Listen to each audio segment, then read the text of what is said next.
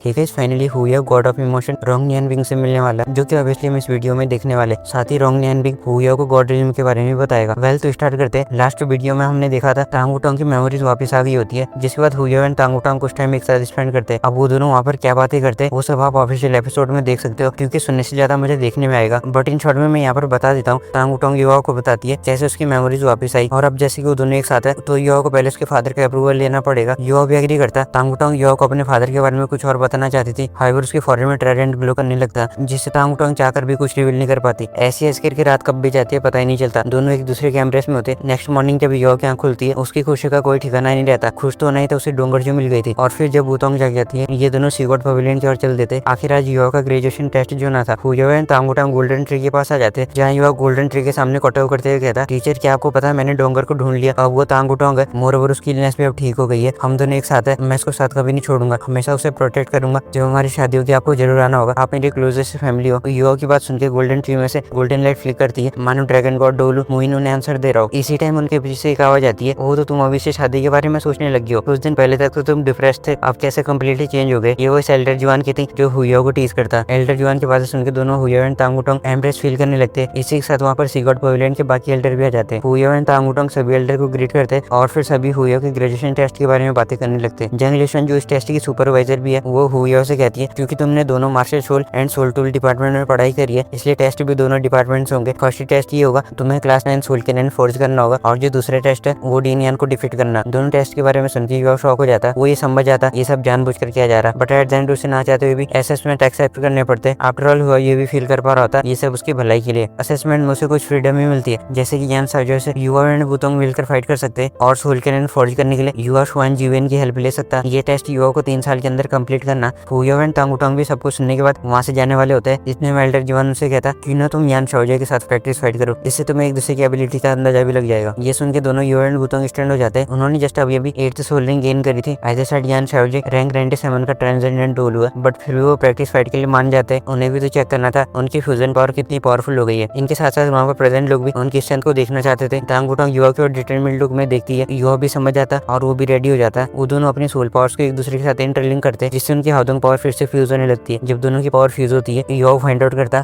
टांग उटोंग के soul power को एक पार्ट फिल्टर आउट हो गया। जो फिल्टर आउट पोर्शन है वो उटोंग के फोरहेड में ट्राइडेंट पैटर्न बनाता। इस पैटर्न को इग्नोर किया जाए तो उटोंग पहले जैसी है, मतलब वांगडोंगर, क्योंकि अभी भी उटोंग की master soul radiant butterfly goddess थी। हुईयो उस ट्राइडेंट वाले पोर्शन के बारे में ज्यादा नहीं सोचता, उसे भी लग गया था उटोंग की मास्टर सोल का स्टैंडर्ड उसके सोल पावर से भी ज्यादा। साथ ही ये भी समझ गया था स्टार्टिंग में इसी पोर्शन की वजह से उनकी सोल पावर फ्यूज नहीं हो पाई, जिससे उसे इतने टाइम तक वेट करना पड़ा। और फिर दोनों युवा एंड उटोंग एक दूसरे की ओर देखने लगते। दोनों की बॉडी में से एक स्ट्रॉन्ग और इमर्ज होता। उस और के साथ विनिंग की स्ट्रॉन्ग विल भी उनके एज में साफ साफ देखी जा सकती थी। इस टाइम दोनों ऐसे लग रहे थे मानो दोनों एक ही एंटिटी हो। यान शाओजे जब ये देखता वो स्मेल करने लगता और स्मेलिंग फेस के साथ कहता अपना बेस्ट देना, और फिर इनका प्रैक्टिस मैच स्टार्ट हो जाता, जिसका मजा आप ऑफिशियल एपिसोड देखते टाइम ले सकते हो, क्योंकि ये सब देखने का मजा तो ऑफिशियल एपिसोड में ही आता। प्रैक्टिस मैच के बाद सब एक दूसरे से फेयरवेल लेते। हुईयो एंड टांग उटोंग भी युवा के रूम में आके क्रॉस लेग्ड पोजीशन में कल्टीवेट करना स्टार्ट करते। मार्शल फ्यूजन के बाद ये दोनों एक साथ फर्स्ट टाइम कल्टीवेट कर रहे होते। उनकी हाउदोंग पावर अब पहले से डेंसर और वास्टर हो गई होती है। हुईयो क्लियरली सेंस कर पा रहा था उसकी सोल पावर इंप्रूव हो रही है, साथ ही मेन फोल्ड मिस्टीरियस भी ऐसे ऐसे करके दोनों कल्टीवेट करने में लगे होते हैं। कल्टीवेट करने के साथ साथ दोनों युवा एंड वुतोंग के हार्ट में स्पेशल सी फीलिंग या फिर इमोशन भी कह सकते हो सर्ज होता है। कुछ मोमेंट के बाद सडनली युवा फील करता उसकी स्पिरिचुअल पावर उसकी बॉडी को छोड़कर जा रही है। उसने फीलिंग पहले भी एक्सपीरियंस की थी, बट इस टाइम कुछ डिफरेंट था। इस बार स्पिरिचुअल पावर नहीं बल्कि उसकी खुद की स्पिरिट बॉडी को छोड़कर जा रही है। ह्यूमन स्पिरिट से बहुत ही वीक होती है, जब वो बॉडी को छोड़कर जाती है वो धीरे धीरे वैनिश हो जाती है। हाइबर युवा की स्पिरिट को एक थिक व्हाइट लेयर प्रोटेक्ट कर रही होती है। युवा को कुछ समझ नहीं आता उसकी स्पिरिट खुद ब खुद उसकी बॉडी से बाहर कैसे चले गई। वो खुद को कंट्रोल करने का ट्राई भी करता जिससे उसकी स्पिरिट फिर से बॉडी के साथ मर्ज हो, बट ऐसा करने में वो फेल हो जाता। इसी टाइम एक स्ट्रेंथ फोर्स युवा की स्पिरिट को खींचते हुए उस प्लेस से बाहर निकालता। इंस्टेंटली युवा की स्पिरिट सीगोट पवेलियन के बाहर आ जाती है और स्काई में फ्लोट होने लगती है। युवा पैनिक की सिचुएशन में होता। ये उसके लिए फर्स्ट टाइम था, उसे कुछ भी समझ नहीं आ रहा था आखिर ये चल क्या रहा। उसकी स्पिरिट हवा के साथ साथ फ्लाई करते हुए उसकी बॉडी से दूर होती जाती है। युवा कुछ और करता, इतने में उसे कुछ फील होता मानो फीलिंग उसे कंफर्टेबल होने को रीअश्योर करवा रही हो। युवा फिर भी ब्लाइंडली गेस करता ये पर्सन कोई अल्टीमेट डोलो ही हो सकता जो बीस्ट गॉड दितियन से पावरफुल हो, क्योंकि अगर ऐसा नहीं होता फिर बीस्ट गॉड का रिवर्स स्किल उसे प्रोटेक्ट करता। युवा अपने में ऐसे ब्लाइंडली गेस करते जाता। इतने में उसे एक वॉइस सुनाई देती है, यंग फेलो गैस करना बंद करो, तुम्हारे सारे गैसेस रॉन्ग है। ये वॉइस थी तो जेंटल, बट युवा इस वॉइस के पीछे से एक स्ट्रॉन्ग सेंसेशन फील कर पा रहा होता। युवा के पास कोई और चॉइस न होने से वो बस वेट कर सकता था। कुछ ही मोमेंट के बाद वो देखता वो एक माउंटेन वैली में आ गया, जो वैली फूलों से भरी हुई है। वहाँ की नेचुरलिटी बहुत ही प्योर थी, साथ ही उसके सामने एक रास्ता भी था। यह उस रास्ते में चले जाता। लगभग 10 मिनट बाद उसे एक पवेलियन दिखाई देता, जहाँ सेंटर में 2 लोग बैठे होते, जिनमें से एक यंग मैन था जिसकी एज अप्रोक्सीमेटली अप्रोक्सीमेटली 27 साल की है। बॉडी से बुद्धिस्ट और स्प्रेड हो रहा था। उस यंग मैन के अपोजिट में एक ओल्ड मैन बैठा होता। ये दोनों चेस गेम खेल रहे होते। ये उनके पास जाके उनका गेम ऑब्जर्व करने लगता। जब उनका गेम एंड होता, ओल्ड मैन साई करते हुए चेस पे उसको मूव करता और कहता यंगस्टर आजकल बहुत तेज हो गए। इन रिस्पॉन्स पे वो golden heard young man smile करते हुए कहता टीचर आपने अपना कंपोजर खो दिया, मुझे लगता है अब आप मुझे कभी नहीं हरा पाओगे। उस यंग मैन की बात सुन के ओल्ड मैन उसे ऐसे मजाक में डांटते हुए कहता यू लिटिल ब्रेट, जब से हमने चेस खेलना स्टार्ट किया तुमने मुझे जीतने का मौका ही कब दिया। कभी कभी मुझे तुम्हें ट्रेन और गाइड करने पर रिग्रेट होता। ये सुन के वो यंग मैन कहता टीचर ठीक है अब गुस्सा मत करो, कैसा रहेगा मैं हमारा लंच रेडी करूँ। उसके बाद सुनकर उस ओल्ड मैन के आइज में एक्साइटमेंट आ जाती है। वो एक्साइटेड होते हुए कहता सच में। इन रिस्पॉन्स वो यंग मैन कहता हाँ क्यों नहीं, कुकिंग हमेशा से मेरी हॉबी रही है, मैं आपसे झूठ क्यों बोलूंगा। ओल्ड मैन भी नोट करता। जिसके बाद वो गोल्डन हेयर्ड यंग मैन खड़ा होता और अपनी बॉडी को स्ट्रेच करने लगता। जाने से पहले वो युवा की ओर देखता और कहता लिटिल फ्रेंड आओ हमें ज्वाइन करो। इन दोनों की गपशप सुनकर युवा स्टैंड तो था ही, बट जब उसने फिर से उस गोल्डन हेयर्ड यंग मैन की वॉइस सुनी वो और भी ज्यादा सरप्राइज हो जाता, क्योंकि वो सेम पहले जैसी थी जिसने उसे कंफर्टेबल होने को कहा। युवा समझ आता ये वही पर्सन है जिसने उसे वहाँ लाया। इसी के साथ युवा उसके साथ चले जाता। इनके जाने के बाद ओल्ड मैन खुद में ही कहता लगता है ये ब्रेड इंटरेस्टिंग है, तभी तुम इतनी जल्दीबाजी कर रही हो। ये बात तो माननी पड़ेगी, तुम्हारा डिसीजन अनएक्सपेक्टेड और इनसेन है, बट मुझे पसंद आया। कुछ ही दूर चलने के बाद युवा और वो गोल्डन हेयर्ड यंग मैन एक दूसरे पवेलियन में पहुंचते, जहाँ एक कोर्टयार्ड में एक रेड ड्रेस पहने हुए ब्यूटीफुल लेडी बच्चों की देखभाल कर रही होती है। उससे थोड़ी दूर ब्लू ड्रेस पहने दूसरी लेडी कुछ खा रही होती है। युवा समझ जाता ऑब्वियसली एक फैमिली है जो पैराडाइज में रह रही हो। पता नहीं क्यों युवा एनवेश हो जाता। वो खुद में सोचता कब वो उत्तम के साथ ऐसी जगह में हैप्पीली अपनी लाइफ स्पेंड करें। युवा को ऐसे देखकर वो गोल्डन हेयर्ड पर्सन उसके ओर स्माइल करते हुए कहता कहीं तुम ये सब देखकर एनवेश तो नहीं हो रहे हो। युवा भी बिना हेजिटेट के हुए नोट करता। इन रिस्पॉन्स में वो यंग मैन ऑकवर्डली हंसी के साथ बोलता अगर कोई लंबे टाइम के लिए ऐसी लाइफ जीना चाहेगा तो वो डेफिनेटली लोनली फील करेगा। मेरी मल्टीपल वाइफ्स है बट वो मेरे साथ नहीं है, उनमें से मेरे साथ बस 2 ही है, बाकी सब बाहर घूमने गई है और पता नहीं कब आएंगी। फूयो जैसे ये सुनता वो शॉक हो जाता। वो अपने शॉक लोग में पूछता मल्टीपल वाइफ, क्या एक वाइफ काफी नहीं है। वो गोल्डन हेयर्ड यंग मैन युवा को क्वेश्चन सुन के स्माइल करने लगता और बात को चेंज करते हुए कहता छोड़ो इसके बारे में, अभी हम लंच प्रिपेयर करते हैं। जिसके बाद वो दोनों एक रूम में आ जाते। रूम तो क्या ही कहना, किचन में आ जाते। किचन में आने के बाद वो यंग मैन युवा को ऑब्जर्व करने को बोलता और खुद खाना बनाने स्टार्ट कर देता। सरप्राइजिंगली आगे जो हुआ उसे देखकर युवा का माइंड कंप्लीटली ब्लैंक हो जाता। उस गोल्डन यंग मैन की कुकिंग स्किल को देखकर वो कंप्लीट अमेज फील करता और उसे प्रेज करते हुए कहता सीनियर आपकी नाइफ हैंडलिंग स्किल्स इस वर्ड के परे अनबिलीवेबल। वो यंग मैन स्माइल करते हुए कहता क्या तुम्हें सीखनी है। ये सुन के युवा एक्साइटेड हो जाता बट वो अपना कंपोजर नहीं होता और कहता इसे सीखने की कोई तो शर्त होगी जिसे मुझे फुलफिल करना होगा। वो गोल्डन हेयर्ड यंग मैन भी नोट करते हुए बोलता हाँ तुम काफी स्मार्ट हो, इस दुनिया में कुछ भी फ्री नहीं है, पहले तुम मेरी बनाई हुई डिश को ट्राई करो फिर हम बात करेंगे कंडीशन पर। बट युवा कहता सीनियर पहले आप मुझे बताओ मुझे क्या कंडीशन फुलफिल करनी होगी। इन रिस्पॉन्स में वो यंग मैन कहता वरीड होने की नीड नहीं है, जो भी कंडीशन होगी वो तुम्हारे लिए अच्छी होगी। अगर तुम मेरी कार्विंग टेक्निक को सीखना चाहते हो फिर तुम्हें मेरी गॉडली सीट को इनहेरिट करना होगा। जैसे ये 2 वर्ड्स गॉडली सीट युवा के कानों में पड़ते उसका फेस पूरा शॉक से भर जाता। वो बिलीव नहीं कर पा रहा था वो ये क्या सुन रहा। कुछ ही देर बाद दूसरी रियलाइज हो जाता उसके सामने कोई ऑर्डिनरी ह्यूमन नहीं बल्कि एक गॉड है। नो वंडर ये मेरी सोल को इस पैराडाइज में ला पाए। वो सरप्राइज स्टेट में ब्लैंक आइज के साथ उस गोल्डन हेयर्ड यंग मैन की ओर देखता। वो अभी भी भरोसा नहीं कर पा रहा था गॉड भी एग्जिस्ट करते। युवा की सरप्राइज स्टेट को देखकर वो यंग मैन उससे कहता तुम सरप्राइज फील कर रहे होंगे, एक्चुअली तुम्हारी कल्टिवेशन एंड मेडिटेशन से तुम बहुत पहले ही गॉड बनने के क्लोज आ गए हो। हाउएवर गॉड बनने के लिए तुम्हें कोई चैलेंज को पार करना होगा। युवा ये सुन के बोलता सीनियर प्लीज एडवाइज मी। युवा गॉड रियल्म के बारे में कुछ नहीं जानता था, इसलिए अब जब उसे जानने का मौका मिला तो वो इस मौके को कैसे जाने देता। और फिर वो golden heard young man smile करते हुए एक्सप्लेन करने लगता गॉड रियल्म एक्चुअली एक टर्म है जो ऐसे लोगों के लिए जिन्होंने खुद को इस हद तक डिफाइन या फिर प्योरीफाई किया हो कि नेचुरल एलिमेंट के सिमिलर हो। जैसे जैसे हमारी कल्टिवेशन बढ़ती है ग्रेट दाव ऑफ हेवन एंड अर्थ को लेकर अंडरस्टैंडिंग्स भी इंप्रूव होती जाती है और एक सर्टेन लेवल तक इंप्रूव करने के बाद हम इस प्लेस में एंटर कर सकते हैं। तुम ऐसे समझ सकते हो गॉड रियल्म में प्योरेस्ट एनर्जी से फॉर्म हुई रियल्म है जो वर्ल्ड कई वर्ल्ड से बियॉन्ड है। कोई ह्यूमन गॉड रियल्म में तब एंटर कर सकता है जब वो godly seat and abilities possess करे। ये मैटर नहीं करता तुम कौन से कल्टिवेशन मेथड यूज करते हो। सारी बात सुनकर युवा पूछता अगर एबिलिटीज है फिर गॉडली सीट का क्या रोल है इसमें। इन रिस्पॉन्स में यंग मैन कहता क्योंकि गॉड रियल्म में लिमिटेड स्पेस है इसलिए। मोरओवर गॉडली सीट की हमारे दाव के साथ कॉम्प्लेक्स रिलेशनशिप है और गॉडली सीट खाली होने के 2 रीजन है, या तो उस गॉड की ग्रेट दाव को समझते टाइम मौत हो या फिर वो गॉड रियल्म को छोड़कर बाहर बियॉन्ड गॉड रियल्म को एक्सप्लोर करने जाए। दोनों केस में गॉडली सीट किसी और को मिल जाती है जो उसे इनहेरिट करे। सब कुछ एक्सप्लेन करने के बाद वो गोल्डन हेयर्ड पर्सन युवा की ओर देखता मानो वो युवा को कुछ सजेस्ट कर रहा हो। युवा फिर पूछता आप मुझे अपनी गॉडली सीट दे रहे हो, इसका सेकंड रीजन होगा बट गॉड रियल्म में टोटल कितनी सीट है। युवा को खुशी सुन के वो यंग मैन कहता मुझे डर है मेरे पास इसका कोई जवाब नहीं। हमारी गॉड रियल्म 108 वर्ड को कंट्रोल करती है। उन 108 वर्ड्स में से कुछ गिफ्टेड वर्ड नाम से जाने जाते हैं। गिफ्टेड वर्ड के लोग गिफ्टेड होते हैं जिनके गॉड पोजीशन हासिल करने के लिए ज्यादा चांसेस होते हैं। सभी गॉड्स के बारे में गॉड रियल्म की जुडिशियल कमेटी को पता। कमेटी में 2 गॉड किंग और 3 जजेज है। इन फ्यूचर जब तुम गॉड रियल्म में एंटर करोगे तब तुम्हें ये सब पता लग जाएगा। गॉड रियल्म में कमेटी के उन 5 लोगों के अलावा स्ट्रॉन्गेस्ट गॉड्स कोर गॉड्स है फिर बाकी गॉड्स और मैं कोर गॉड्स में से एक हूँ। अगर तुम मेरी गॉडली सीट एक्सेप्ट करोगे ये तुम्हारे लिए कोई इंसल्टिंग बात नहीं होगी। ये सब सुन के बाद युवा फिर से पूछता अगर ये बात है फिर हमारे कॉन्टिनेंट के बेस्ट गॉड क्यों नहीं बन सकते। इन रिस्पॉन्स में यंग मैन स्माइल करते हुए कहता ऐसा नहीं है कि गॉड रियल्म उन्हें गॉड बनने से रिस्ट्रिक्ट कर रही हो। बात ऐसी है कि कंपेयर टू ह्यूमंस ग्रेट दाव को लेके बेसिक अंडरस्टैंडिंग्स कम है जिससे वो फंडामेंटल कैपेबिलिटीज को डेवलप करने में बहुत टाइम लगा देते हैं। इसलिए सब कुछ सुनने के बाद युवा बोलता गॉड रियल्म में रहने के इतने बेनिफिट्स है है फिर तुम मुझे अपनी गॉडली सीट क्यों देना चाहते हो। युवा को क्वेश्चन सुन के उस यंग मैन के फेस पर ऑकवर्ड एक्सप्रेशन आ जाता है। वो कहता है तुमसे मैं झूठ नहीं बोलूंगा, ऑल्दो गॉडली में तुम्हें सब कुछ मिलेगा बट यहाँ लोनलीनेस फील होती है। तुम्हें अपनी गॉडली सीट देने के बाद मैं अपनी फैमिली को लेकर दूसरी गॉडली में ढूंढने जाऊंगा और वहाँ की लाइफ को एक्सपीरियंस करूंगा। दूसरी गॉडली में वर्ड सुन के युवा का फेस और ज्यादा शौक से भर जाता। वो कहता दूसरी गॉडली क्या एक से ज्यादा गॉडली में। वो यंग मैन कहता हाँ क्यों नहीं, हमारी गॉडली में बस 108 वर्ड को कंट्रोल करती है बट फिर अदर वर्ड्स का क्या, मुझे यकीन है और भी गॉडलिन्स होंगे इसलिए मैं उसे एक्सप्लोर करने जाना चाहता हूँ। At the end young man अपनी बात को खत्म करते हुए कहता क्या तुम मेरी गॉडली सीट इनहेरिट करोगे, तुम्हारा क्या डिसीजन है। युवा भी अपने डिसीजन लेने से पहले पूछता उसे उन्होंने क्यों चूज किया, जिसके रिस्पॉन्स में यंग मैन कहता मुझे तुम्हारी जर्नी में कुछ सिमिलरिटीज फील हुई, मैंने सब कुछ ऑब्जर्व किया जो भी तुमने एक्सपीरियंस किया एंड आई फील तुमने हर वे में मुझे सरपास कर दिया और जो सबसे बड़ी चीज है वो ये है तुम अपने लव्ड वंस को लेकर फेथफुल हो। ये सुनने के बाद युवा डीप ब्रेथ लेते हुए पूछता मुझे क्या करना होगा और किन टेस्ट से गुजरना होगा। वो यंग मैन नोट करते हुए कहता तुम पहले बहुत ट्रिबुलेशन से गुजर चुके हो, ऑल्दो चैलेंज मैंने नहीं दिए बट मैंने सब कुछ देखा, तुमने ऑलरेडी सब टेस्ट पास कर लिया। हाइबर तुम्हें अदर रिवोल्यूशन से गुजरना होगा जो कोई और इशू करेगा। अभी के लिए मैं तुम्हारे अंदर गॉडली सीट प्लांट करता हूँ, जब तुम्हारी कल्टिवेशन सर्टेन लेवल तक रीच करेगी मैं तुम्हें गॉडली में आने के लिए गाइड करूंगा। और फिर वो गोल्डन हेड पर्सन युवा की बॉडी में गॉडली सीट प्लांट करता। साथ में युवा से कहता जो आज से तुम मेरी गॉडली सीट के सक्सेसर होंगे। गॉडली के मेंबर होने के नाते मैं मॉर्टल वर्ल्ड के मैटर में इंटरफेयर नहीं कर सकता बट मेरी गॉडली सीट होने से तुम्हारी जर्नी स्मूथर हो जाएगी। मेरी गॉडली सीट का नाम इमोशन है, जैसे जैसे तुम इमोशन को समझोगे वैसे वैसे इनहेरिटेंस प्रोसेस भी स्मूथर होगी। और फिर वो यंग मैन युवा के फॉरहेड में टैप करता है, उसके टच करते युवा की बॉडी ट्रेम्बल करने लगती है। ट्रेम्बल करने के साथ साथ मानो उसकी सोल किसी मिस्टीरियस पावर से क्लीन हो गई हो। साथ ही अचानक से उसकी स्पिरिचुअल पावर में चेंज होने लगते हैं। ऐसा युवा ने तब फील किया था जब उसकी मुलाकात क्लेमेटी नेक्रोमेंसर इलेक्ट्रोलक्स से हुई। युवा खुद में ही सोचता ये फीलिंग डिवाइन सेंस की लग रही है। वो यंग मैन भी कंफर्म करते हुए कहता हाँ ये डिवाइन सेंस है। गॉडली सीट को एक्सेप्ट करने के बाद तुम्हारी सोल का कुछ पार्ट डिवाइन सेंस में चेंज हो जाएगा। जैसे जैसे तुम्हारी कल्टिवेशन इंप्रूव होगी डिवाइन सेंस भी कंप्लीट होता जाएगा। हाइवर ध्यान रखना इसे औरों के सामने यूज मत करना unless life and death situation ना हो। अगर किसी ने तुम्हारे अंदर से गॉडली सीट को ले लिया फिर तुम्हारा मरना तय है, इसलिए सब सीक्रेट रखना। युवा भी एक्नॉलेज करते हुए नोट करता है, जिसके बाद हमें उस यंग मैन का नाम भी रिवील किया जाता। वो कहता है मैं गॉड ऑफ इमोशन हूँ और मेरा नाम रोंग नियन विंग है। और इसी के साथ युवा की कॉन्शियसनेस भी वहाँ से फेड हो जाती है। फिर तो क्या ही उसकी स्पिरिट अपनी बॉडी में वापस आ जाती है। हम भी युवा को ये सब समझने के लिए थोड़ा टाइम देते हैं और इस वीडियो को यहीं पर स्टॉप करते हैं।